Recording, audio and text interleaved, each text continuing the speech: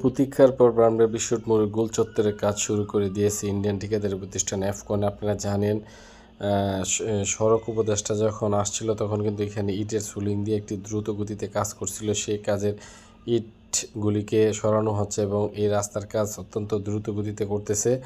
তো ব্রাহ্মণবাড়িয়া বিশ্বরোড মোড়ে ঠিক পূর্ব পাশে এবং গোল চত্বরের মাঝখানে কিন্তু তারা কাজ করতেছে এবং এই কাজটা চোখে পড়ার মতো দ্রুত গতিতে করতেছে এবং এখানে রাস্তা তৈরি করতেছে যত দ্রুত সম্ভব গাড়ি চলাচল করা যায়।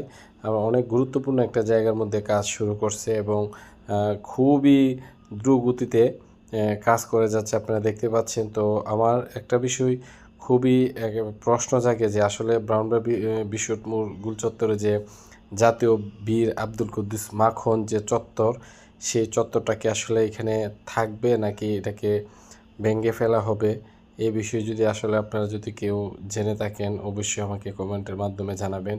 এই চত্বরটা কি রাখা হবে নাকি রাখা হবে না। অবশ্যই আমি অনেকের সাথে কথা বলছি, অনেকে বলছে এটা থাকার সম্ভাবনাটাই বেশি।